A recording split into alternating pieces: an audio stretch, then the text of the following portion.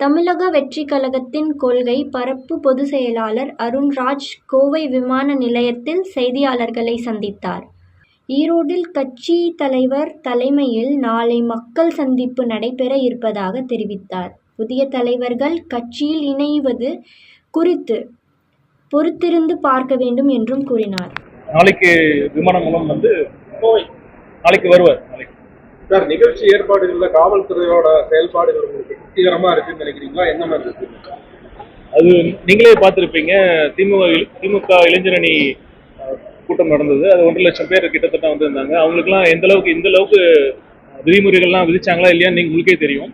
தமிழக வெற்றி கழகத்தை பொறுத்தவரைக்கும் மட்டும்தான் சேலத்துக்கு பர்மிஷன் கேட்டப்ப கூட கிட்டத்தட்ட 40 கண்டிஷன்ஸ் கேட்டிருந்தாங்க. கடைசி வரைக்கும் கொடுக்கல. ஈரோடுல கூட கிட்ட 80க்கும் மேற்பட்ட கண்டிஷன்ஸ் விதிச்சாங்க. கண்டிப்பா காவல்துறை எந்த அளவுக்கு தடுக்க முடியுமோ அந்த அளவுக்கு தடுக்க தான் முயற்சி பண்ணிட்டு இருந்தாங்க. அதே மீறி தான் இந்த ஏற்பாடு செய்யப்பட்டது.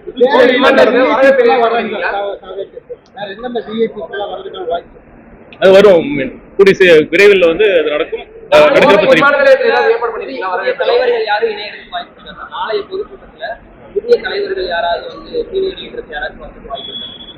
அது நடக்கிறப்ப தெரியும். அது அதிகாரப்பூர்வ அறிவிப்பு. போலீஸ் சைடுல இருந்து நீங்க ஏதாச்சும் ரெக்யர்மென்ட்ஸ் நீங்க கொடுத்தீங்க. அவங்க இவ்வளவு கண்டிஷன்ஸ் போடுறாங்க, நீங்க ப்ராப்பரா இதெல்லாம் பண்ணி கொடுக்கணும்னு சொல்லி நீங்க டிமாண்ட் கொடுத்தீங்க. அங்க முறையான ஏற்பாடு செய்து முறையான அவங்க காவல்துறை அவங்க பணியை முறையா செய்யணும். தகுந்த போதிய அடிப்படையில் காவலர்கள் அந்த கூட்டத்திற்கு வரணும். வந்தா மட்டும் பத்தாது, அதை அவங்களோட பணியை செய்யணும். மக்கள்ல ஏன்னா சட்டம் ஒழுங்கு அடிப்படையில பாத்தீங்கன்னா அதுதான் அரசாங்கத்தின் முதல் கடமை. காவல்துறையின் பிரதான பொறுப்பே அதுதான். காவல்துறையினர் அவங்க பொறுப்பை செய்யணும்னு தலைவர் அவர்கள் ஒரு ப்ரோக்ராம் நாளைக்கு தான் தெரியும். அவர் எப்படி வராருங்கிறது பாதுகாப்பு காரணம் கருத்தில் கொண்டு உங்களுக்கே தெரியும். அது எப்படி வராருங்கிறது நாளைக்கு தான் தெரியும்.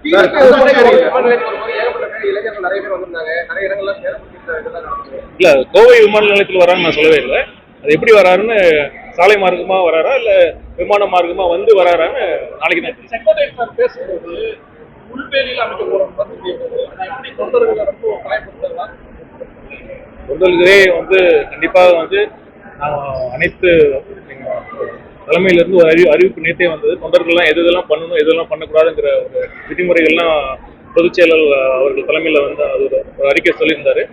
கண்டிப்பாக தொண்டர்களும் அனைத்து சொல்லுங்க.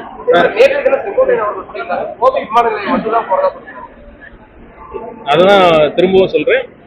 பாதுகாப்பு காரணங்கள் கருத்தில் கொண்டு தலைவர் அவர்கள் ப்ரோக்ராம் நாளைக்கு தான் தெரியும். புதுச்சேரியில நடந்த மீட்டிங் அப்போ சில கடைசி நேரத்துல சில தொண்டர்கள் QR கோட் இல்லாதவங்களே உள்ள அலோ பண்றாங்க. அது ஒரு பெரிய பிரச்சனை. அந்த மாதிரி ஈரோட்லயும் ஏதாவது இருக்குமா? இல்ல, அண்ணன் செங்கோட்டையன் இதை பற்றி ரொம்ப தெளிவா சொல்லிட்டாரு. QR கோடு இருக்காது, என்ட்ரி பாஸும் இருக்காது. பொதுமக்கள் யார் யார் வரணும்னு விருப்பப்பட்டாங்களோ அவங்க தலைவர் அவர்களை ஏற்கனவே அதை பற்றி எங்க இணை பொதுச் செயலாளர் சொல்லிட்டாரு. நான் திரும்பவும் வேணா சொல்றேன்.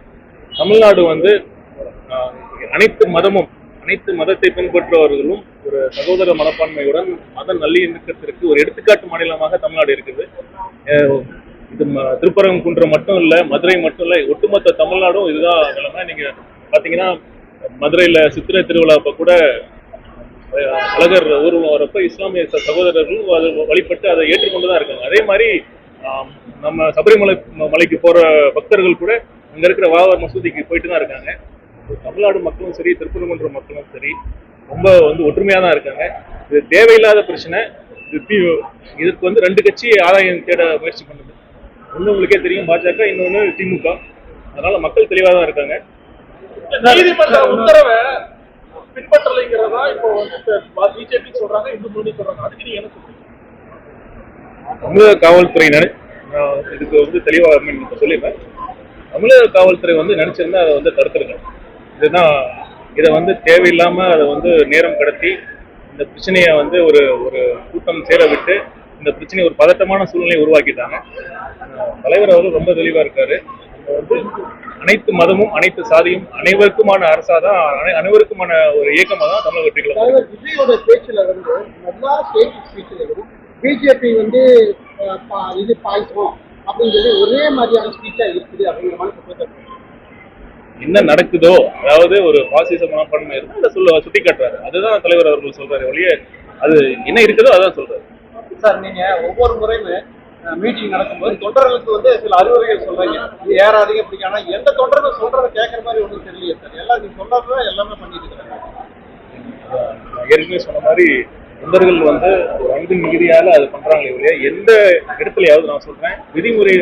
இப்ப திமுக தன் மாநாடு நடந்துறப்ப அவங்க வந்து பிரியாணி அண்டாவை தூக்குறது, பிரியாணியை கடையில போய் அத்துமீறது, பெண் காவலர்கள் கிட்ட அத்துமீறது, அந்த மாதிரி ஏதாவது ஒரு நிகழ்ச்சி வந்து நம்ம கேட்கறது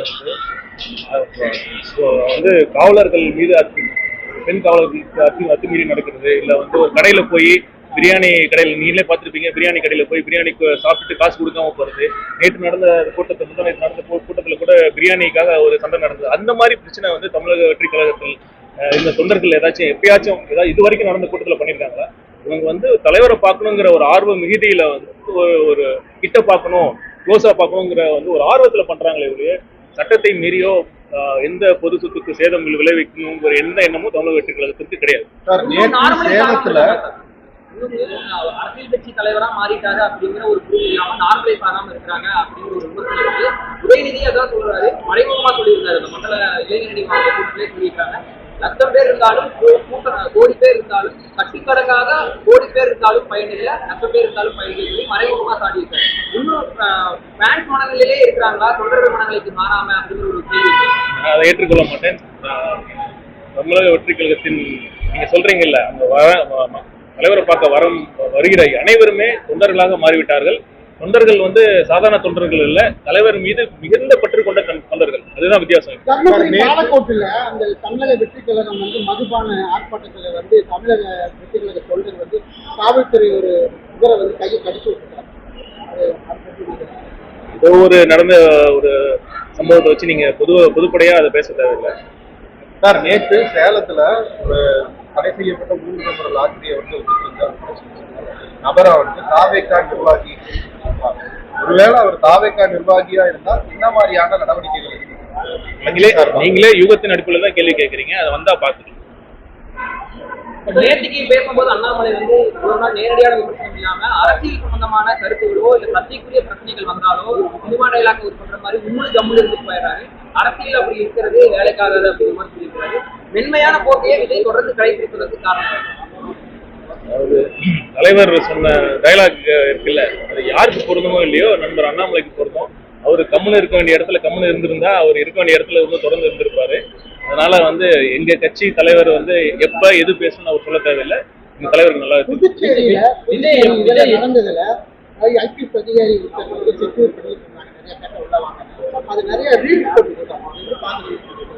என்ன அவங்க அதான் நான் ஏற்கனவே சொன்ன மாதிரி புதுச்சேரி காவல்துறையினர் மிக சிறப்பாக செயல்பட்டார்கள். அதை பார்த்து தமிழக காவல்துறை கற்றுக்கொள்ளுவார். அந்த ஒரு ஆபீசர் வந்து அந்த மாதிரி தமிழ்நாட்டில் ஒரு ஆபீசர் அவ்வளோ வந்து ஒரு இன்ட்ரெஸ்ட் எடுத்து பண்ணாங்கன்னு நீங்க சொல்ல முடியுமா? அந்த ஆபீசர் உண்மையுமே சிறப்பாக பணி செஞ்சாங்க. அது மட்டும் இல்லை, அவங்க டீமை வந்து பார்த்தீங்கன்னா அவங்க அந்த ஈவெண்ட்டுக்கு முன்னாடி அனைத்து டீம் மெம்பர்ஸ்க்கும் எவ்வளோ ப்ரீஃப் பண்ணாங்க, எப்படி நடக்கணும், ஒரு பதட்டமான சூழ்நிலை இருந்தால் நீங்க பதட்டப்படக்கூடாது அப்படிங்கிற மாதிரி ஒரு ப்ராப்பரா அவங்களுக்கு வந்து எஜுகேட் பண்ணி ட்ரெயின் பண்ணியிருந்தாங்க. அந்த மாதிரி ஒரு காவலர்கள் தமிழ்நாட்டிலலாம் எஃபிஷியன்டான காவலர்கள் இருக்காங்க. ஆனா அது மாதிரி அவங்களுக்கு அந்த பணி செய்யறதுக்கு அந்த போதிய சுதந்திரம் இருக்காங்கிறதா கேள்வி. தலைவரா விஜய் என்ன செய்தியாளர்கள் சந்திக்க மாட்டேங்கிறாரு, என்ன காரணம்? நீங்க முதல்ல ஆளும் ஆட்சியாளர்கள் இருக்காங்கல்ல, அது வந்து இந்த மாதிரி ஒரு செய்தியாளர் சந்திப்பா நீங்களே சொல்லுங்க. நீங்க இந்த கேள்வி கேட்க வேண்டியது ஆட்சியாளர்கள் நோக்கி கேள்வி கேட்க. அவங்க வந்து ஒரு முறையான செய்தியாளர் சந்திப்பு இருங்க, நான் முடிச்சிடறேன். முறையான செய்தியாளர்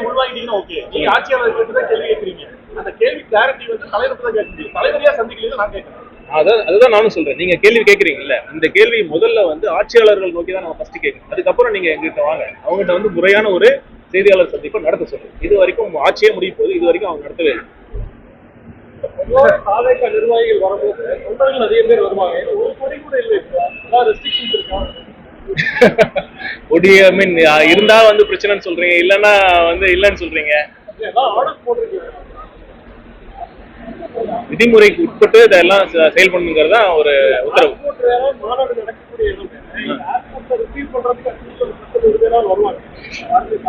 இல்ல அதெல்லாம் வந்து இதுதான் தமிழக வெற்றி கழகம். பத்தி யாராவது பேசிட்டு இருக்காங்களா? கூட்டணி கூட்டணிக்கு யாராவது பேசுறாங்களா? இல்ல கடந்த மாவட்ட செயலாளர் கூட்டத்திலேயே வந்து ஒரு தீர்மானம் நாங்க ஏற்றிருக்கோம். அது என்னன்னா கூட்டணி தொடர்பாக ஒரு குழு அமைக்கப்படும். அதை வந்து தலைவர் அவர்கள் அறிவிப்பார்.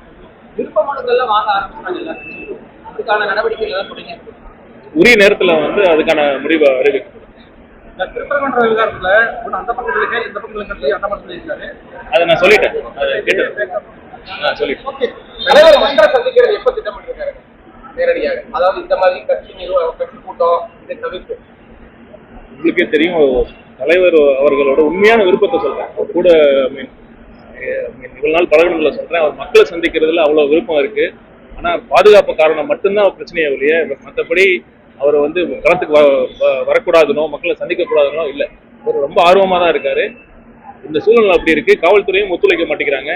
எவ்வளோ அரசும் வந்து அதுக்கான போதிய காவல்துறைக்கு அந்த சுதந்திரமும் கொடுக்கறது இல்லை. அதுதான் இங்க பிரச்சனை.